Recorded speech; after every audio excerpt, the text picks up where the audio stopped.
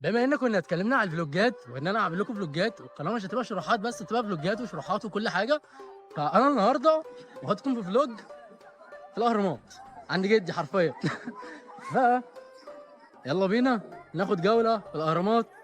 شوف هنشوف فيها ايه، نتعرف على مين فيها، شوف الدنيا هتمشي ازاي. دلوقتي احنا هناك ف هنشوف كل حاجه النهارده. فيلا بينا.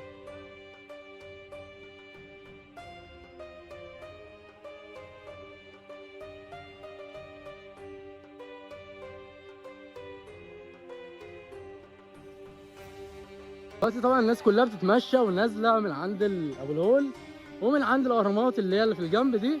فاحنا هنطلع الاول عند الهرم ده، نشوف الدنيا هناك عامله ايه، ونشوف ايه الفتحات اللي موجوده زي الفتحات دي كده، ونشوف البوابات ونشوف كل حاجه. وبعد كده بننزل وبنروح عند باقي الاهرامات وبنروح عند ابو الهول برضه. فهنطلع الاول على فوق هنا نسعى. فنطلع ونشوف كل حاجه فوق، وبعدين ننزل نروح للباقي ونخلص اليوم ونشوف الدنيا هتمشي ازاي. عارفين ان هو مش 3 اهرامات بس، هو في اهرامات كتير. انا اعرفكم او اوريكم الاهرامات الموجوده هنا لان انا كمان ما اعرفش اغلبهم. يعني ده الهرم الكبير بتاعنا او ده الهرم الوسطاني تقريبا، يعني ده خفرع وده خوفو وده منقرع اللي هناك ده، تمام. هنا بقى في شويه اهرامات كده صغيره احنا ما نعرفش عنهم حاجه، او تقريبا انا اللي ما اعرفش عنهم حاجه. فاحنا هنشوف الكلام ده كله من قريب ونشوف ايه اللي موجود هناك وايه الفتحات اللي الناس واقفه عندها هناك دي، ونشوف كل حاجه. فيلا بينا. يلا بينا نروح على اول حاجه اللي هي اللي هناك دي. نروح نشوف ايه اللي جوه، الناس بتدخل جوه تتفرج على ايه، شوف كل حاجه جوه. ف يلا.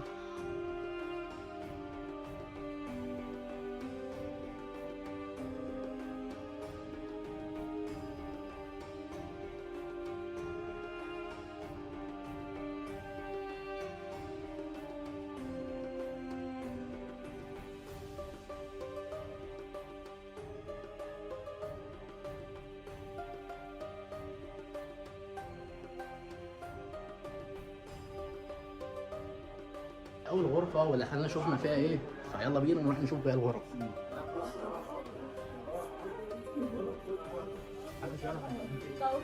طب ايه، نازلين ولا واقفين شويه ولا ايه؟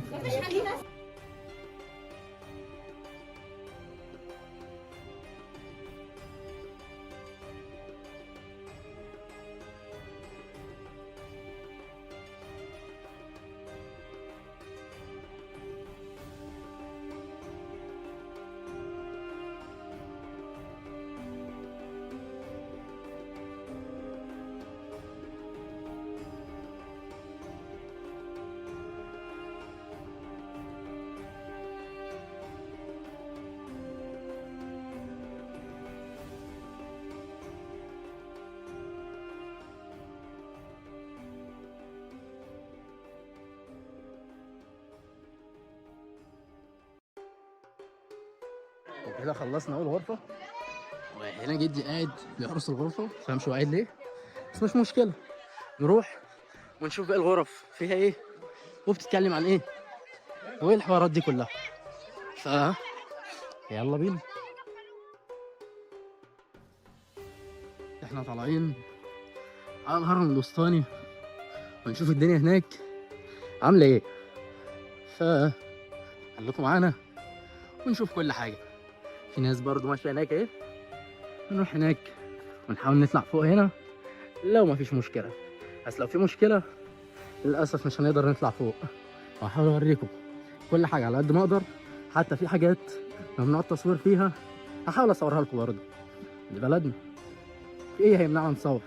هنصور كل حاجه، شوف الدنيا هتمشي ازاي، ويلا بينا. طبعا هم قاعدين طلعوا على الهرم، ففي متحف هنا اللي هو اللي هناك ده، هناك كده هحاول اروح اوريه لكم. هنروح نحاول ندخل نشوف ايه اللي جوه. فيلا. لو ركزنا هنلاقي الحجاره مختلفه عن اي حجاره، وكمان هي مش حجاره لون واحد زي ما احنا شايفين كده. يعني الحجاره اللي انا ماشي عليها تحس ان انا اسود كده، انما الحجارات التانية لونها ذهبي عادي. فطبعا في اختلاف وتنوع جامد قوي هنا وحاجات كتير مش حاجه واحده، مش الاهرامات بس، لا، في مباني كمان جديده تقريبا اللي هي اللي هناك دي. فهنروح نشوف ايه المباني دي ونشوف ايه اللي جوه، نشوف كل حاجه، هحاول اوريكم كل حاجه على قد ما اقدر. فيلا بينا، يا رب بس الوقت ما يسرقناش ونلحق نشوف كل حاجه، لان الموضوع صعب، جو حر قوي والشمس حارقه زي ما احنا شايفين كده.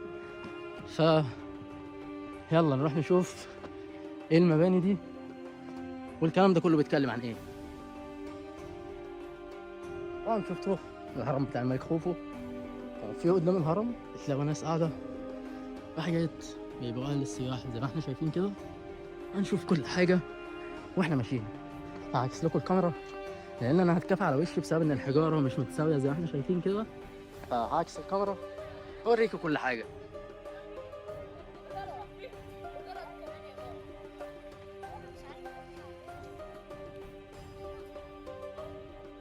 ده انا جيت لكم عنده، بس طبعا هو مهجور مفيهوش اي حاجه. حاطين سلوك عشان محدش يعدي، السور بتاعه والبوابات بتاعته مقفوله. فهو ده المبنى، انا نفسي ادخل كل حاجه جوه، بس طبعا برضو بيبان المبنى مقفوله ومفيش اي حاجه مفتوحه جوه زي ما احنا شايفين هناك كده. تمام، زي ما احنا شايفين الباب مقفول هناك والبيبان التانية برضو مقفوله ومفيش اي حاجه تقدر تدخلنا لجوه. حتى لو نطينا من على السلك ده مش هنقدر برضو ندخل المبنى من جوه. فناخد لفه حوالينه ونشوف بقيه الدنيا عامله ايه هنا. طلع في طريقه مختلفه، او ظهر الهرم عليه سلم نقدر نطلع من عليه، الناس كلها بتطلع من عليه زي ما احنا شايفين هناك هنا. فهنروح نطلع ونشوف نقدر نوصل لأعلى نقطة فيه ولا لأ. هنشوف النقطة اللي هنقدر نوصل لها ونصور الدنيا من فوق، نشوف جمال البلد من فوق. وصلنا لأعلى نقطة مسموح ليها اللي هي تقريبا في ربع الهرم، لأن بعد كده ممنوع، والأمن تحت زي ما أنا هوريكم دلوقتي مانعين، وأي حد بيطلع فوق بينزلوه. فتقريبا دي أعلى نقطة كل الناس تقدر توصل لها زي ما احنا شايفين كده. كل الناس موجودة هنا، وهنا المصريين برضه قايمين بالواجب زي ما احنا شايفين. فالدنيا تمام يعني.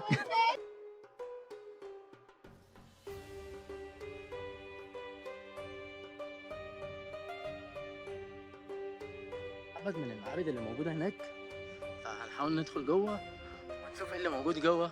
لو مسموح هندخل، مش مسموح هنصور من بره زينا زي غيرنا. فهندخل ونشوف ايه اللي موجود جوه. زي ما احنا شايفين كده كل البوابات مقفلة ومش مسموح الدخول، الناس بس بتعرف تتفرج من بره ويصوروا وبس كده، انما انك تدخل فممنوع. فيلا بينا نروح على باقي الاهرامات. هرم خفرع زي ما احنا شايفين كده، وزي ما شفنا على اللوحه اللي موجوده، وطبعا اجانب وكل الناس واقفه بتتصور هنا.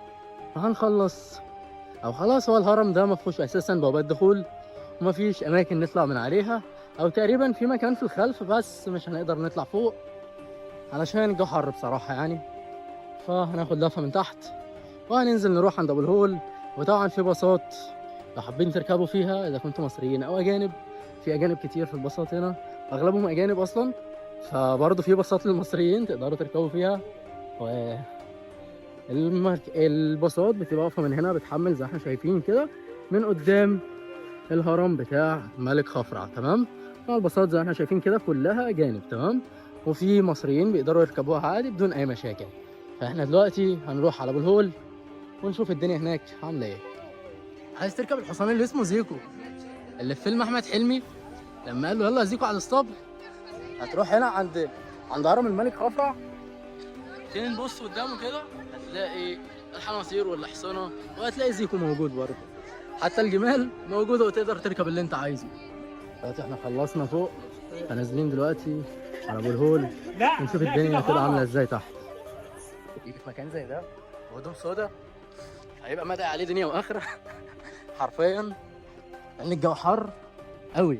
فانت لو عايز تروح الاهرامات فانا بنصحك تروحها في الشتاء، لان في الصيف الشمس حارقه حرفيا، الناس كلها زنجت خلاص. دلوقتي احنا عند ابو الهول. تمام، وهوريكم دلوقتي المكان اللي مستر بيست كان حاطط فيه اللعبه بتاعته، وطبعا اكيد الناس خدتها. هلف الكاميرا دلوقتي اوريكم المكان. لو جينا هنا في ظهر ابو الهول كده زي ما احنا شايفين، بصينا تحت هنلاقيها هي الغرفه دي او البوكس ده. في البوكس ده كان مستر بيست حاطط اللعبه بتاعته ومخبيها هنا، واللي هياخد اللعبه دي هيبقى معاه كنز حرفيا، لان اللعبه دي مختلفه عن باقي الالعاب اللي مستر بيست عملها. تمام. طبعا زي ما احنا شايفين كده دي الاهرامات، في عدد كبير قوي لان النهارده اليوم الاجازه بتاع 6 اكتوبر، النصر العظيم بتاع مصر. وطبعا ما ننساش ندعي لاخواتنا في فلسطين والسودان وسوريا وجميع البلاد العربيه.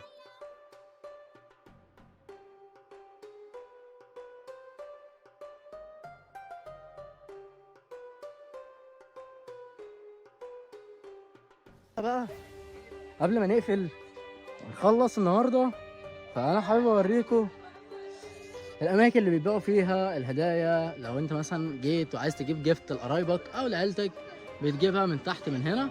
هتلاقي فيه اكشاك كتير، بيبيعوا حاجات كتير. بس طبعا انت كمصري مش هتتعامل زي الاجنبي. هو الاسعار غاليه، بس مش هيعاملوك زي الاجنبي طبعا. لو حبيت تجيب هديه بتجيبها من هنا. تلاقي حاجات كتير، اذا كان هدوم او اكسسوارز او ارمات صغيره والحاجات دي. فهننزل تحت نصور الحاجات اللي موجوده. يلا بينا. داخلين على الاكشاك اللي موجوده زي ما احنا شايفين كده. هوريكم كل حاجه. دي كل التحف والهدايا والاكسسوارز والحاجات اللي موجوده، حتى اللبس موجود برضه باشكال والوان زي ما احنا شايفين كده. في حاجات كتيره جدا زي ما احنا شايفين. تلاقي اهرامات ومجسمات صغيره، وهنا كده زي ما احنا شايفين هنلاقي حاجات كتير كتير كتير قوي. فمجسمات حاجات كتير زي ما احنا شايفين كده. وطبعا كل اللي بيبيعوا مصريين زي ما احنا شايفين كده. في حاجات كتير قوي. فطبعا حابب تجيب هدية بتجيبها من المكان ده لان كل حاجة موجودة هنا. كده النهاردة احنا نكون خلصنا جولة في الاهرامات. فممكن يكون في جولات تانية بس مش في الاهرامات، لا. هعمل لكم فلوجات تانية معرض الكتاب، هعمل لكم فلوجات في المتحف المصري، هعمل لكم فلوجات في اماكن كتير جدا. حتى المعز هنروح هناك نشوف الشوارع ونشوف الدنيا ونشوف كل حاجه. فكده تكون خلصت حلقه النهارده. بس كده كويس. سلام.